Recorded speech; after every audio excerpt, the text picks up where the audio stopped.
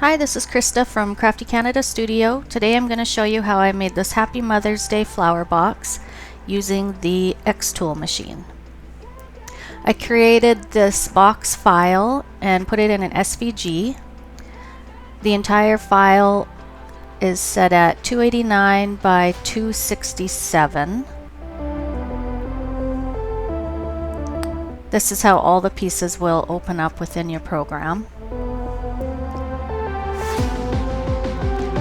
So I got the dimensions of the Happy Mother's Day tag, just the front part of it, because I'm going to use this later on. So these are the dimensions you'll want if you do it the same size as me. Otherwise, keep track of your dimensions of it, write it down, because you'll want to open it up later. Then I just deleted it for now to cut out all the other pieces.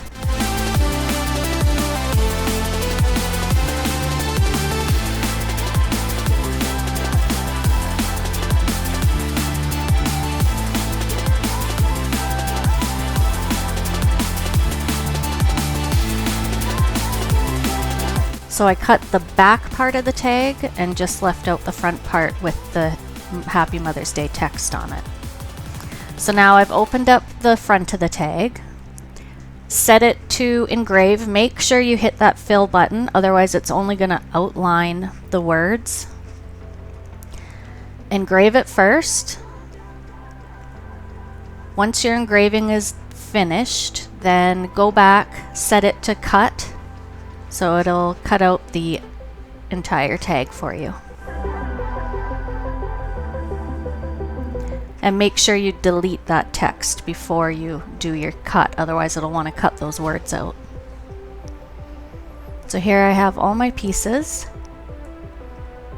and this is how I'm going to layer these two pieces together later on.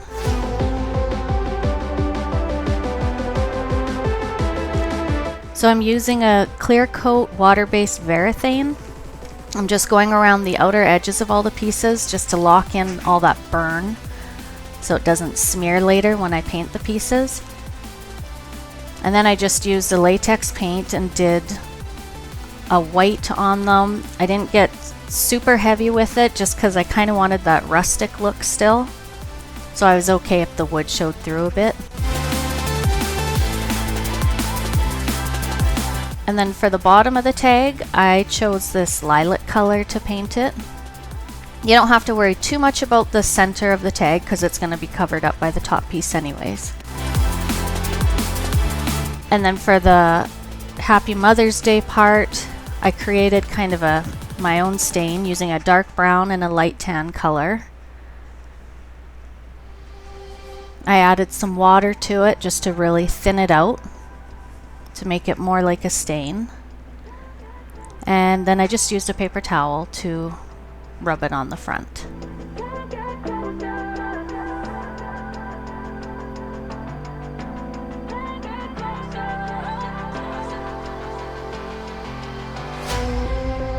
That color kind of helped to cover up any of the burn that came to the front of the wood as well.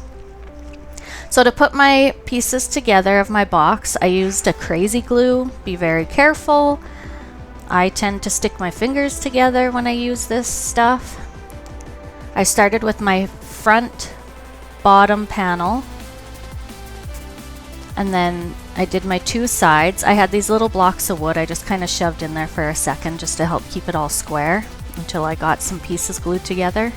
I like the crazy glue because it dries really fast. And then I did my next bottom rail on the back side. So next I did the top rail so that when I put my middle one on, then I could center it between the top and the bottom.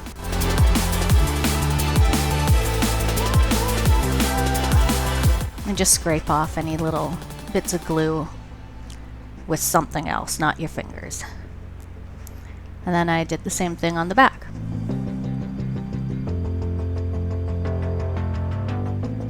And next I just used that same crazy glue to glue my tag together and to glue it onto the front of my box.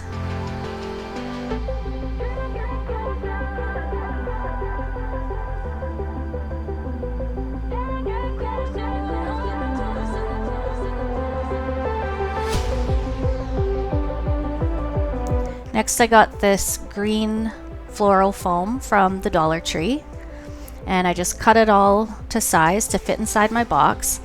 I cut it so it was about probably 1/2 inch to 3/4 of an inch lower than the top of my box. I just didn't want it flush with the top. And then I got a bunch of florals, faux florals from the Dollar Tree and I think maybe Dollarama. So I cut off some pieces.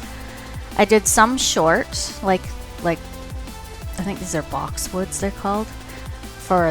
I wanted shorter ones in the front and then taller ones kind of in the middle and the back.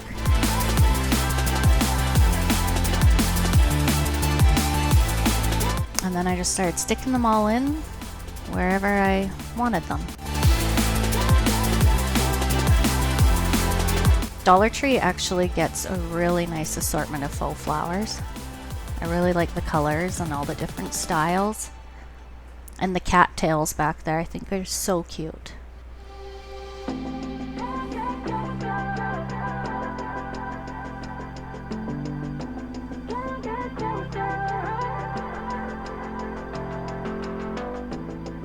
I was debating whether to leave the tall grass, but in the end I decided to leave it in, just to give it a little bit more height.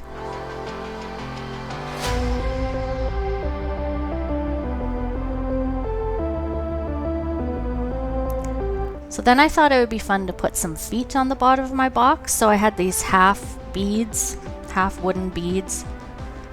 I just gave them a quick little coat of paint.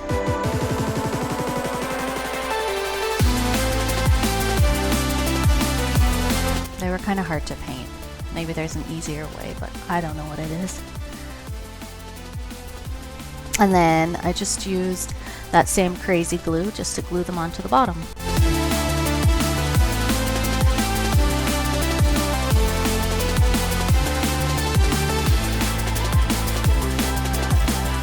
And here it is.